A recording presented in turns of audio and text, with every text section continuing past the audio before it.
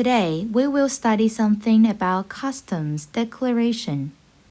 Customs declaration refers to the process in which the consignor or consignee of import and export goods, the person in charge of the inbound and outbound transport vehicles, the owner of the inbound and outbound goods, or their agents, handle the procedures and related customs affairs for goods, items, or transport vehicles entering or leaving the country.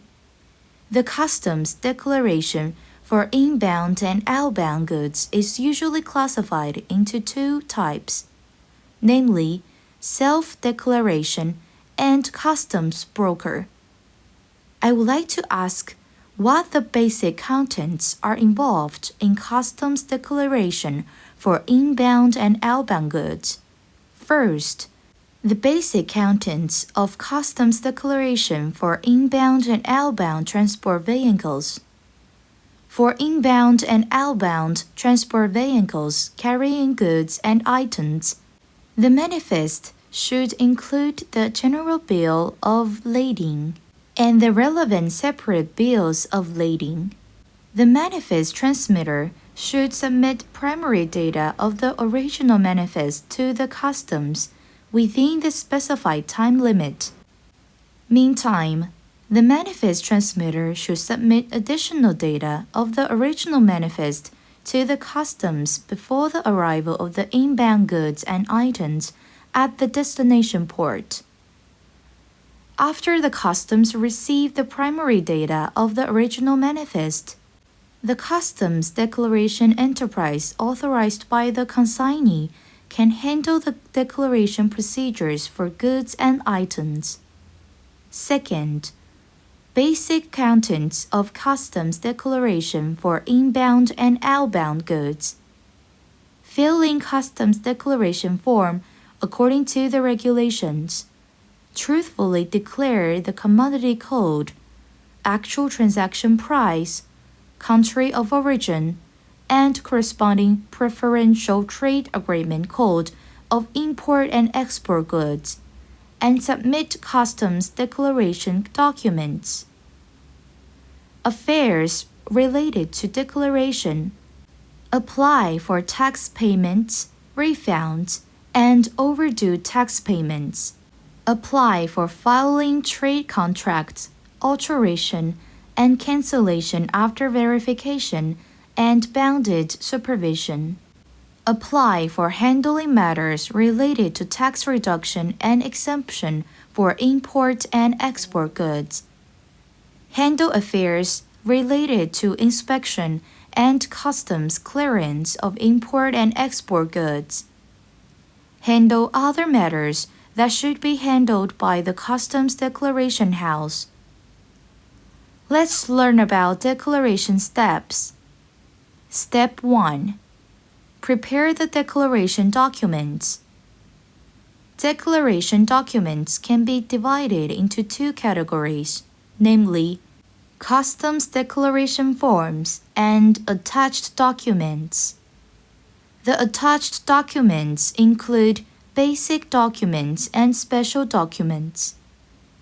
Basic documents refer to the transport documents and mercantile documents of import and export goods, mainly including delivery orders of imported goods, shipping orders of exported goods, commercial invoices, packing slips, etc. Generally speaking, the declaration of any goods must have basic documents. Special documents may include import and export licenses, trade processing manuals, exclusive tax exemption certificates, original customs declaration documents as the entry and exit certificates of some goods, bill of canceling after verification, certificates of origin, trade contracts, etc. Step 2. Sample the goods before declaration. Before declaring to the customs, the consignee of imported goods can submit a written application to the customs house to inspect the goods or extract samples in order to determine the product name, specifications, models, etc. After the customs house gives an approval, personnel will be dispatched to supervise the inspection on site. Step 3. Declaration. There are two ways to declare. One is electronic data declaration. The other is to submit paper customs declaration forms and attached documents. Next step is inspection. Customs inspection refers to the act of customs verifying whether the information declared by the consignor or consignee of import and export goods is consistent with the actual conditions of the goods, or means that in order to determine the classification, price, country of origin of the goods, Customs House conducts actual inspections as a law enforcement measure for import and export goods. After customs inspection, taxes and charges are paid.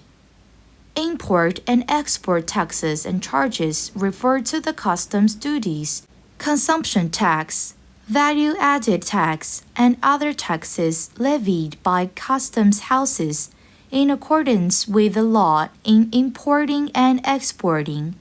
Now come to the last step, goods pickup or shipping, loading onto transport vehicles and departure procedures.